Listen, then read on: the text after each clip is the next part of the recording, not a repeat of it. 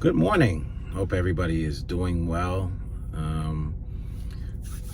It is Tuesday morning and just getting ready to start my day on the road. But before I do, I just wanted to talk a little bit about some things that are going on. A lot of interesting things going on in the news right now concerning the plague and the medicine to alleviate this plague, or at least take care of this plague. But I wanted to just talk about a couple of things. I don't know if you guys are noticing, but and before I go further, this is not a ploy to say if you should take your medicine or if you shouldn't take your medicine. If anything about that you need to know, you talk to a licensed professional such as a doctor, your primary care physician, things of that nature. But what I wanted to kind of mention is that we are entering into a time of Judas. I remember saying to someone last year that I said, well, you know what? When this first started, and I think I said this to them in April or May, and I said, you know what I could see happening? And, it sounded crazy at that time, but I said, but you know what I could see happening? I could see where if things get so bad, and mind you, we didn't really have any kind of weirdness as much as we do now. We did, but it wasn't as weird back then as it is very weird now. But I said to someone and a couple of people, I said, I can see that if we were to ever, for some reason, go into a state of economic drought or a famine or depression or a recession because of the impact that this plague has had, I said I could see a couple things happening, but one of which I could see, if people are desperate for food or money, that there will be incentives taken out. There'll be incentives given to how did I put it? There'll be incentives given out to tell on your family members, to tell on people who are in your sphere of influence. And I even I went as far to say that they could scrub your social media profile and see who's in your network, assuming that these people that are in your network very well.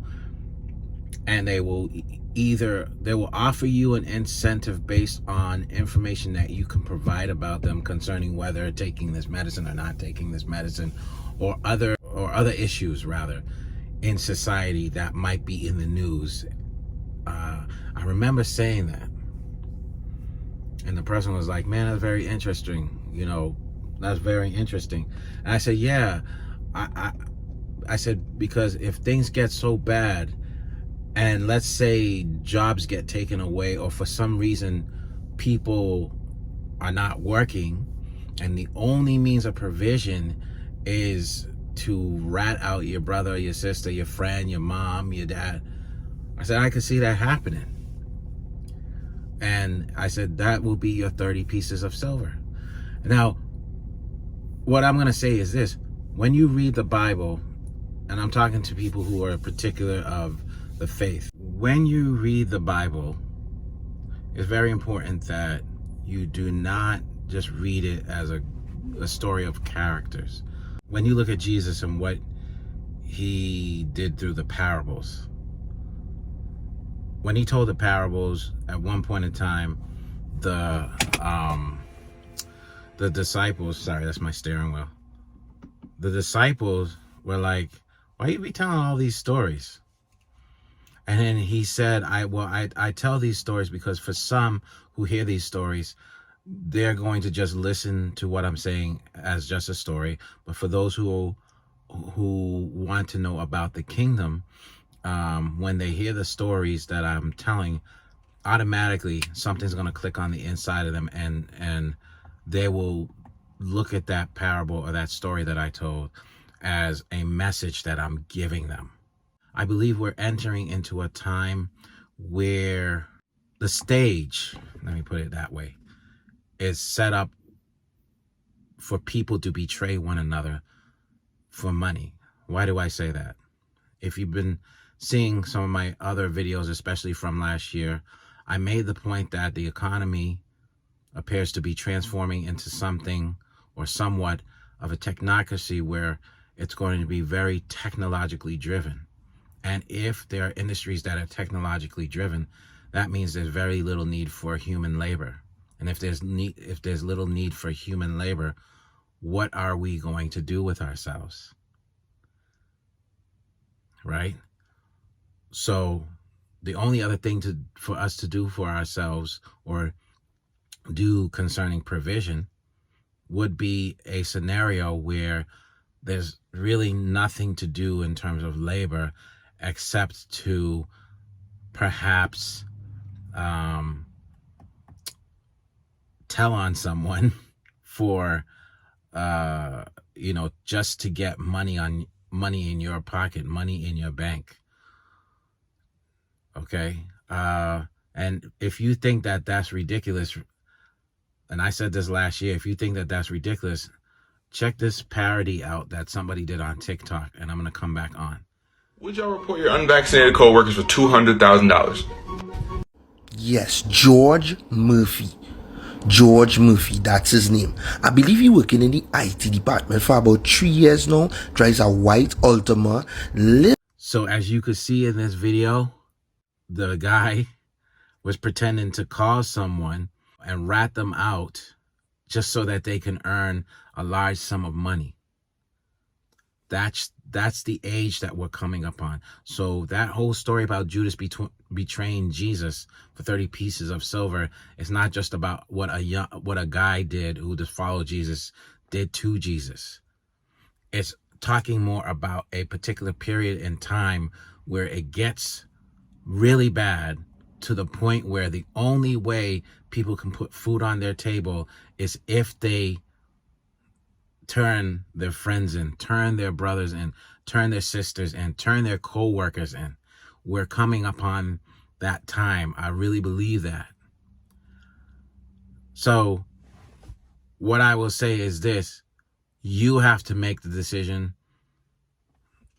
what to do. You have to make the decision of the righteous way versus the unrighteous way. I'm not going to tell you which way that is. That's between you and God. That's not my job to tell you that. I'm just telling you that we are entering upon that age where if you are not grounded, if you don't have the mind of wisdom, if you can't think of other means of provision, by default, your brain can go in that direction. I remember Jesus himself even told Peter, like, Peter, look, I'm telling you right now, you're going to deny me 3 times. Oh, no, Jesus, I'll never do that. No. It's like, Peter, I'm telling you, this is what's going to happen. Why? It wasn't that Jesus was trying to show people how much of a magician he is. And like, look, if I speak it. No. What he's trying to say is that there's nothing new under the sun. Nothing, absolutely nothing new under the sun. What has been is what you see right now. And what you see right now is bound to repeat itself. Check out Ecclesiastes chapter 1, verses 9 through 11. Workers are now even, because they don't want to take the medicine, workers are walking off the job much more and getting fired. And I think a lot of the workers that are getting fired thinking that they're going to get unemployment. But guess what? There's legislation that says that you're not getting any kind of unemployment unless you take the medicine for the plague. We're entering into the age of Judas. What are you going to do? What are your plans?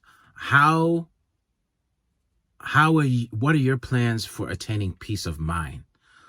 What are your plans for trusting for provision no matter what? What are your plans?